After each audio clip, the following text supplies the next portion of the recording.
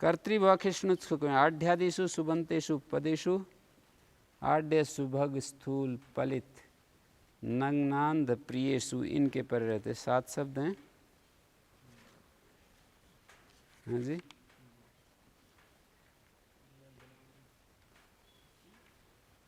आढ़्यादि सुबंत पद हों। च्वर्थेषु ऊपर से अच्वौ की अनुवृत्ति आ रही है और अच्वौ का अर्थ होता है च्वंत भिन्नेषु, और च्वर्थेषु की भी अनुवृत्ति आ रही है स्वी के अर्थ वाले। च्वर्थेषु अच्वौ, अच्वौ की भी अनुवृत्ति आ रही है। च्वर्थेषु अच्यंतेषु भवतेर धातु कर्तृकार के खिष्णुच खुकई प्रत्यय भवति। कर्तृकारक में खिष्णुच और खकई। कर्तृ क्यों पड़ा? कर्तृकृत नहीं हो जाता क्या? करने की अनुवृत्ति ना आ जाए ऊपर वाले सूत्र से, करने को हटाने के लिए। अनाढ़्या आढ़्यो भवति आढ़्यम भविष्णु आढ़्यम भावुका। खुकई प्रत्यय होगा तो भू को वृद्धि हो जाएगी अचोणिति, और वृद्धि होकर आवादेश भावुक है, और खिष्णुच प्रत्यय होगा तो भू को गुण होकर आवादेश भविष्णु। अनाढ़्य आढ़्य होता है आढ़्यम भविष्णु आढ़्यम भावुक है। सुभगम भविष्णु सुभगम भावुक है। स्थूलम भविष्णु स्थूलम भावुक है। पलितम भविष्णु पलितम भावुक है। नग्नम भविष्णु नग्नम भावुक है। अंधम भविष्णु अंधम भावुक है। प्रियम भविष्णु प्रियम भावुक है। ठीक है, हाँ जी। कर्ता में प्रत्यय होता है अनाढ़ आढ़ होने वाला। पहले वाले कर्ण में था अनाढ़ जिसके द्वारा आढ़ हुआ जाता है वो साधन आढ़्यं कर्णम, और आढ़्यम भविष्णु आढ़्यम भाव का होने वाला शुभगम भविष्णु शुभगम भाव का। स्थूलम भविष्णु स्थूल होने वाला, पहले स्थूल नहीं था स्थूल हो रहा है। और जैसे स्थूल जिसके द्वारा होता है घृतपान आदि। पलितम वैष्णु पलितम भाव का सफ़ेद जिसके बाल। अपलित पलित होने वाला। नग्नम भविष्णु अंधम भविष्णु अंधम भाव का। प्रियम भविष्णु प्रियम भाव का। प्रियंकरणम मधुवचनम मधुर वचनम, ऐसे होगा पहले वाला। अप्रिय प्रिय होता जिसके द्वारा, और अप्रिय प्रिय होने वाला कोई व्यक्ति। कर्तृति किम करणे में च्वर्थेषु इत्येवाढ़्यो भविता। च्वर्थ नहीं है यहाँ, आढ़ होने वाला। अच्वौ इत्ते आढ़ी भविता। अच्वौ इसलिए कहा आढ़ी भविता। देखो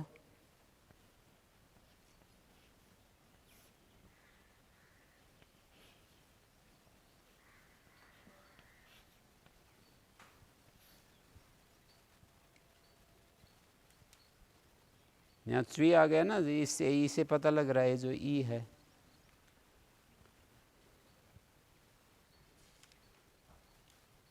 भविता कहाँ का रूप है?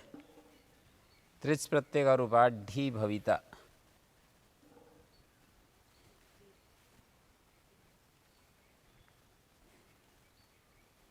उदात्तत्वात् भुवा सिद्धम इकारादित्वम इष्णु च नयस्तु स्वर सिद्ध्यर्थम इकारादित्वम इष्यते।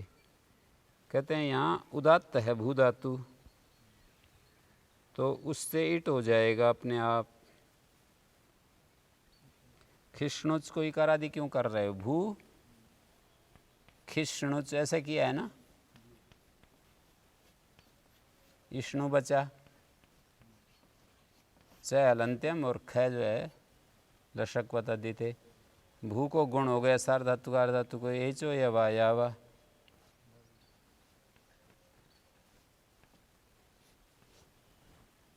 भविष्णु बन गया ना।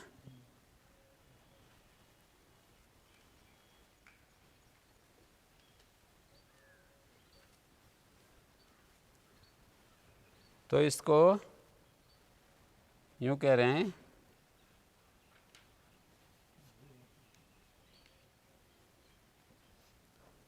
ऐसा प्रत्यय कर दो, आर धातु का शेड वाला दे इटागम कर दो, श्नुच प्रत्यय कर दो,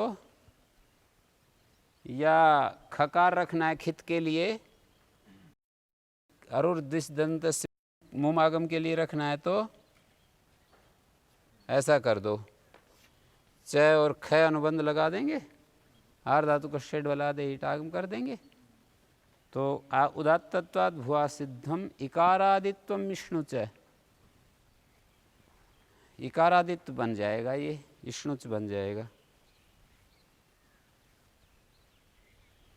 खस्नु चकार स्वर के लिए नहीं बनाना पड़ेगा इसको, ऐसा करेंगे तो ऐसा करेंगे,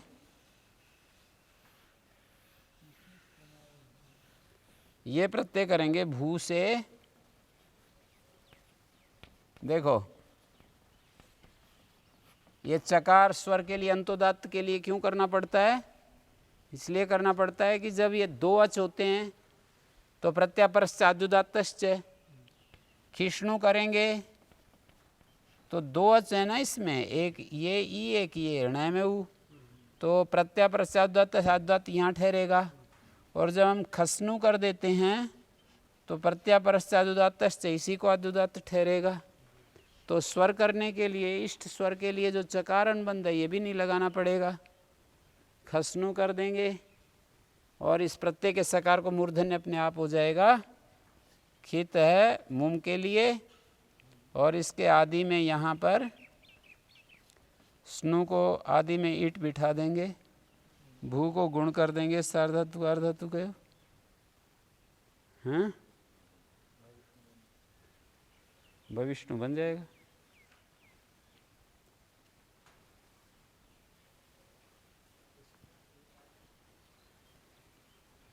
आढ़्यादि सुबंतु पद रहते, च्वर्थेषु अच्यंतेषु भवतेर धातु कर्तृकार के खिष्णुच कुकय प्रत्यय भवता। इस पर प्रश्न है इनका कि ये सारी तो बातें ठीक है, और तो बल्कि ये खिष्णुच को स्नु ऐसा प्रत्यय क्यों नहीं कर देते?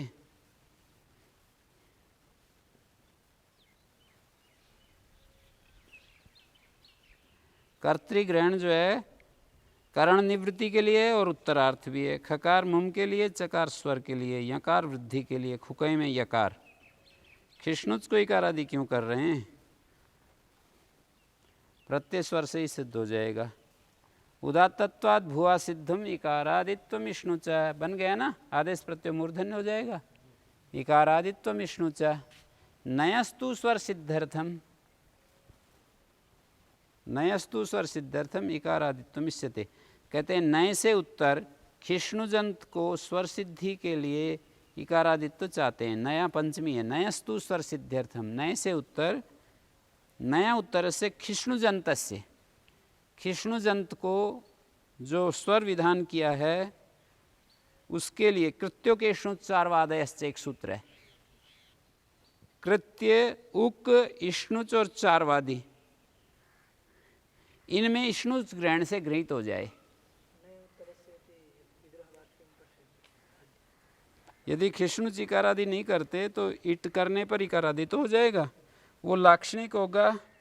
और कृत्यों के इष्णुचारवादयश्च जो सूत्र है ना उसमें इष्णुच चाहिए हमको, तो अनाढ़्यम भविष्णु सब उदाहरण है। जैसे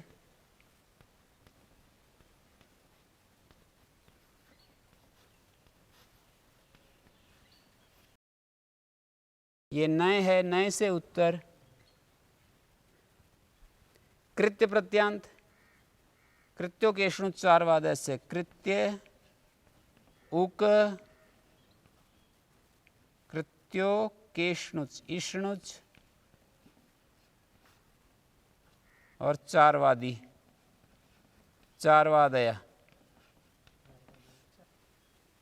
चारु इत्यादि जो शब्द हैं वो चारवादया।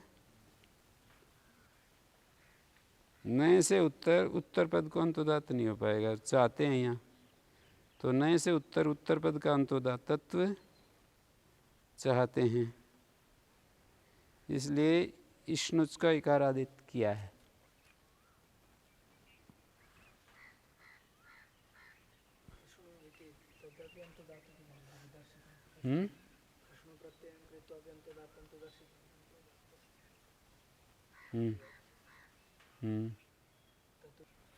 नए से परे इष्णुच को, इष्णुजंत को अंतोदात्त होता है ना।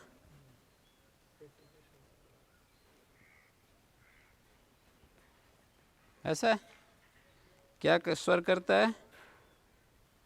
उत्तर पद को अंतोदात्त नहीं हो पाएगा। अनाढ्यम भविष्णु में उत्तर पद को अंतोदात्त, नए से परे उत्तर पद अंतोदात्तम, इकारादित इष्णुच, इष्णुच को इकारादि किया है। ठीक है।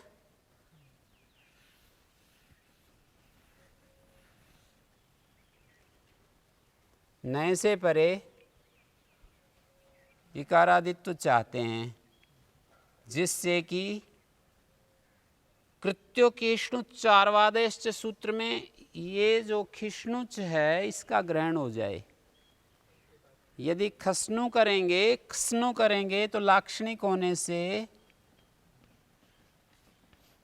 ये लाक्षणिक बनेगा ये, तो कृत्योकेष्णुच्चारवादेश्च सूत्र में ये इष्णु नहीं लिया जाएगा। खिष्णु, खिष्णु से इष्णु कैसे ले लेते हैं, ये एक दूसरा प्रश्न उठेगा। खिष्णु प्रत्यय से खिष्णु, इष्णु एक अलग प्रत्यय है तो खिष्णुच अलग है, खिष्णुच से इष्णुच भी ले लेते हैं, ये कैसे ले लेते हैं एक अलग सवाल है। पर ये जो ई आदि करके ईटागम करके स्नु को हम इष्णु बनाएंगे ना, ये लाक्षणिक है, इसका ग्रहण नहीं हो पाएगा। तो ये एक अलग प्रश्न है कि इकारादि कर दिया तो अलंक्रिय निराक्रिय प्रजनोत पचोत पतोन मधुरुच्य सर इष्णुच, इष्णुच वाला ग्रहण करना चाहिए, दूसरे का तो ग्रहण ही नहीं होना चाहिए। खिष्णुच का कैसे ग्रहण कर दिया? क्योंकि एकानुबंध ग्रहण है, द्वैनुबंध का ग्रहण बहुत ही। खिष्णुच प्रत्यय में दो अनुबंध हैं और ये जो इष्णुच प्रत्यय है अलंक्रिय सूत्र में एक अनुबंध है। एक अनुबंध वाले के ग्रहण में दो अनुबंध वाले का ग्रहण नहीं होता। तब इसका उत्तर देंगे कि इकारोच्चारण सामर्थ्य से इसका भी ग्रहण हो जाएगा।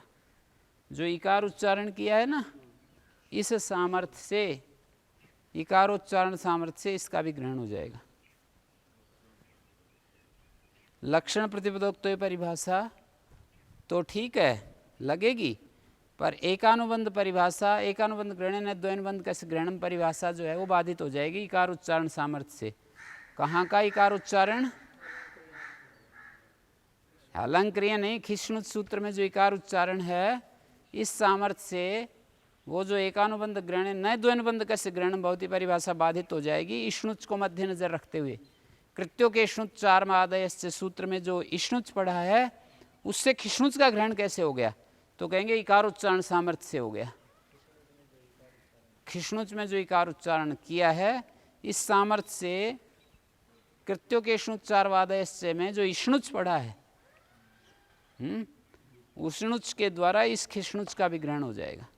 नहीं तो इकार उच्चारण का कोई अर्थ ही नहीं है यहाँ है, या ऐसा कर देते।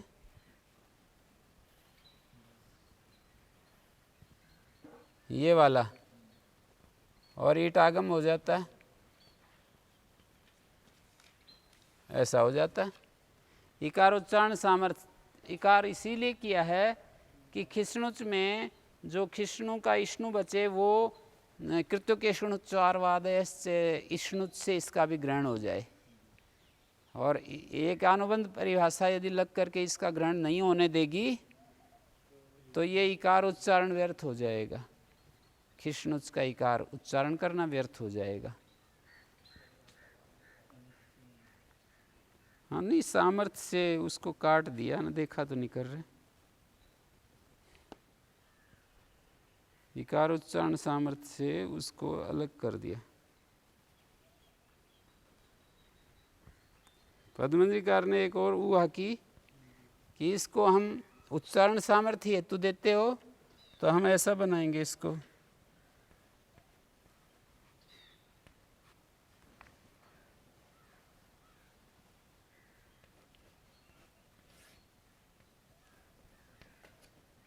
शकार और णकार उच्चारण सामर्थ्य से इट करने पर भी लक्षण प्रदोक्त परिभाषा की बाधा कर लेंगे, नहीं तो सकार नकार करना ही व्यर्थ हो जाएगा यदि लक्षण प्रतिपदोक्त परिभाषा की बाधा न की जाए। सकार नकार उच्चारण सामर्थ्य से लक्षण प्रतिपदोक्त परिभाषा की बाधा करके कृत्यों के इष्णुच्चारवादय सूत्र में इष्णुच के कथन से ये वाला खसनुच भी ले लिया जाएगा। ईटागम हुआ और ये वाला खसनुच प्रत्यय ले लिया जाएगा।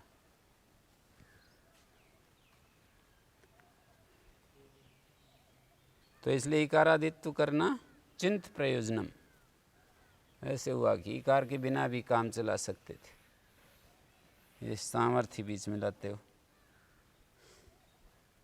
स्पृशो अनुदके क्विन, स्पृशेर धातु अनुदके सुबंते उपपदे क्विन प्रत्यय भवति। स्पृश धातु को अनुदक सुबंत उपपद हो तो क्विन प्रत्यय होता है।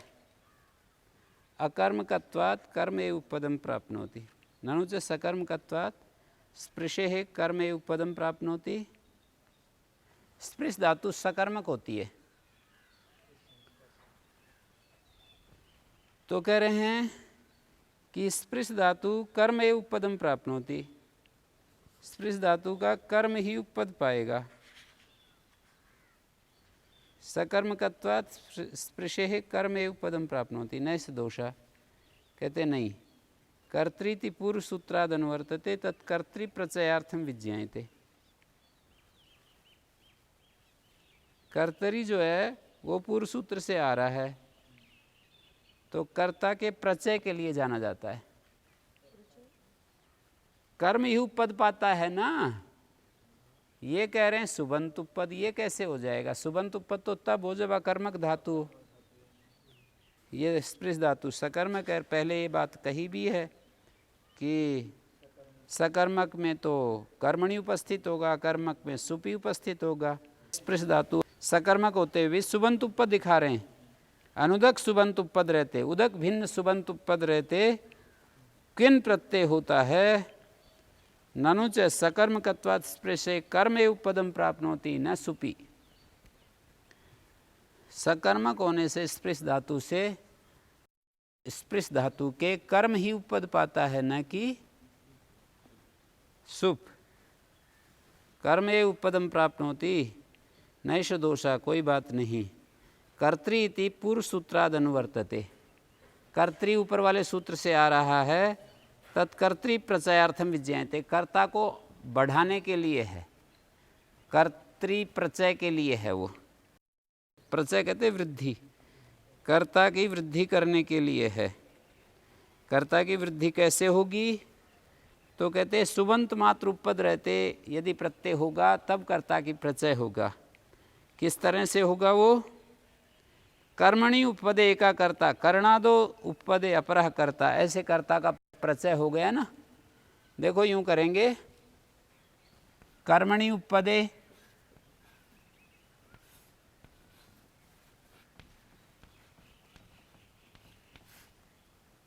स्पृश धातु स्पृशेः कर्तृ क्विन, एक वाक्य हो गया ये। कर्म उपपद रहते स्पृश धातु से कर्ता में क्विन होता है। दूसरा वाक्य बनेगा स्पृश धातु, एक कर्तरी और ले आए ना ऊपर से, स्पृश धातु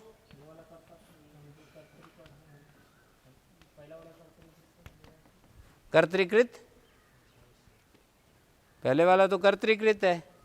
स्पृश धातु कर्तृक्विन, दो कर्ता हो गए ना, तो ये वाला कर्ता में तो क्विन होगा कर्म उपपद रहते, और ये वाले कर्ता में क्विन होगा कर्म भिन्न करणादि उपपद रहते। कर्म भिन्नेषु मतलब कर्म से अतिरिक्त जो करणादि हैं वो ले लेंगे। करणादौ उपपदे,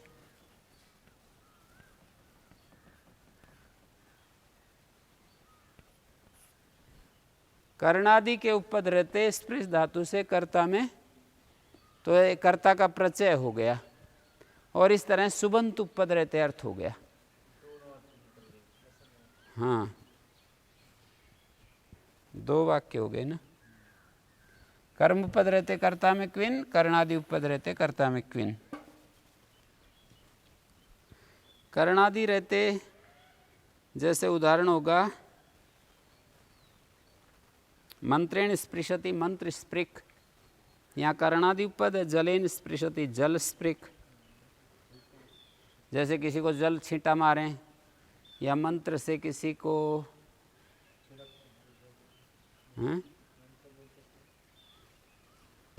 जल से स्पर्श कर रहे हैं या मंत्र से स्पर्श कर रहे हैं, मंत्र बोल करके किसी को भाव में स्पर्श कर रहे हैं ना। और दूसरा क्या है, घृतम स्पृशति घृत स्पृक, मंत्रेण स्पृशति मंत्र स्पृक, जलेन स्पृशति जल स्पृक।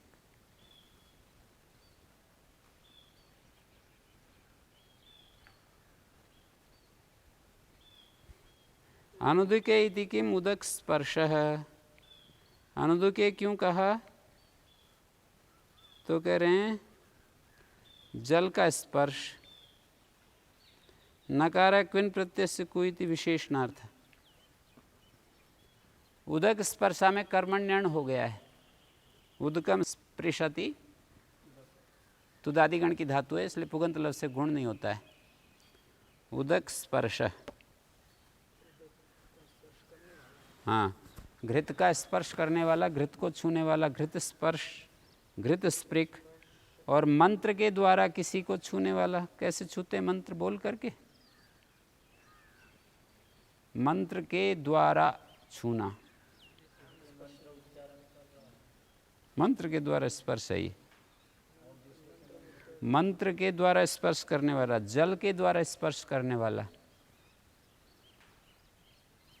मंत्र के द्वारा स्पर्श कर रहा है, जल के द्वारा स्पर्श कर रहा है।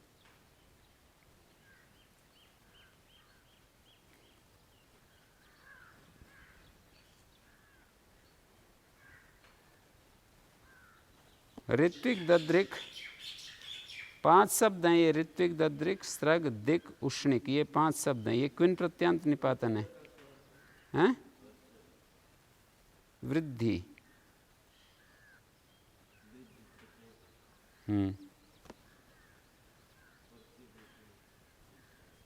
कर्ता की बढ़ोतरी, कर्ता की वृद्धि होगी ना।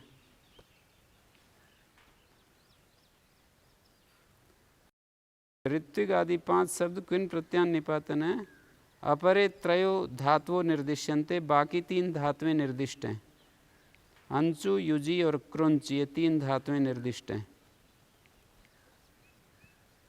ऋतु शब्द उपपद रहते यज धातु से क्विन प्रत्यय निपातन है।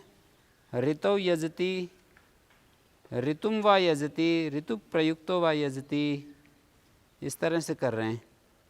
ऋतु शब्द उपपद हो तो यज धातु से क्विन प्रत्यय ऋतौ यजति, ठीक है। क्या ऋतु, ऋत्विक कौन होता है, जो ऋतु में यजन करे। ये तो सप्तमी समर्थ उपपद है, सप्तम्यंत उपपद है मतलब। और ऋतुम वा यजति, ऋतु का यजन करने वाला। वसंत आदि ऋतु में कोई यजन करे वो ऋत्विक। और ऋतु देवता ऋतुम यजति, वसंताय कपिंजलान आलभते, पिशंगः त्रयो वासंत इति। ऋतु पशून आलभते, ग्रीष्मो हेमंत उत नो वसंत, शरद वर्षा वसंताय कपिंजलाना लभते पिशंगा त्रयो वासंता इति ऋतु पशुना लभते। जिस याग में ऋतु देवता है, ऋतु देवता, तो उसका यजन कर रहा है, ऋतु देवता का। ऋतुम यजति। तीसरा ऋतु प्रयुक्तो वा यजति। वसंते वसंते ज्योतिषा यजेत इत्यादो यत् कर्तृत्वम तद अभिप्रायम एतत्। वसंत वसंत में ज्योति के द्वारा यजन करे, ज्योतिष्टोम।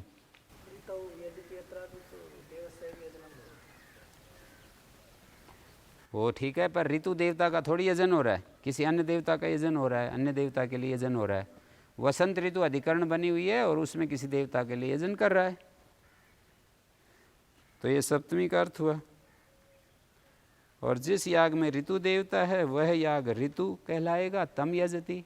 उस ऋतु देवता वाले याग को कर रहा है, ठीक है। और तीसरा ऋतु प्रयुक्त तो वसंते वसंते ज्योतिषा यजे, ज्योतिष्टोम करे। तो यहाँ पर ऋतु प्रयुक्त, इससे प्रयुक्त होकर के और तब वो ऋत्विक बन रहा है, ठीक है। प्रयुक्त मात्र से लोपो निपाते थे, प्रयुक्त का लोप हो गया। यस्मिन यागे ऋतु प्रयोजका तम ऋतु प्रयुक्तो यजति। ऋतु प्रयोजक है, जिस याग में ऋतु प्रयोजक है तम ऋतु प्रयुक्तो यजति। उस याग को ऋतु प्रयुक्त हुआ हुआ यजन कर रहा है। तो इस पक्ष में प्रयुक्त मात्र का लोप निपातन कर रहे हैं। ऋतौ यजति ऋतुम वा यजति, ऋतु प्रयुक्तो वा यजति। प्रयुक्त मात्र का लोप हो गया, प्रयुक्त इतने हिस्से का लोप हो गया। ऋतु प्रयुक्तो यजति ये विग्रह करेंगे, प्रयुक्त का लोप हो गया, हैं। ऋतु यज बच गया, ऋत्विक बच गया, यज को संप्रसारण हो गया।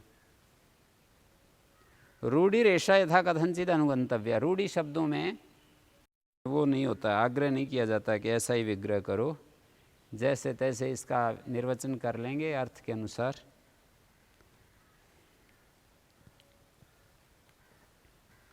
और आगे देखिए, दृशे क्विन प्रत्यय दुर्वचनम अंतोदातत्वम च निपात्यते। दृश धातु से क्विन प्रत्यय दुर्वचन और अंतोदात्त निपातन है। धृष्णोति इति दध्रिक। दृश दृश दुर्वचन और क्विन प्रत्यय, क्विन का सर्वापारी लोप हो गया। अंतोदात भी निपातन है। और क्या निपातन है यहाँ दध्रिक में? क्विन प्रत्यय से कु हो जाएगा।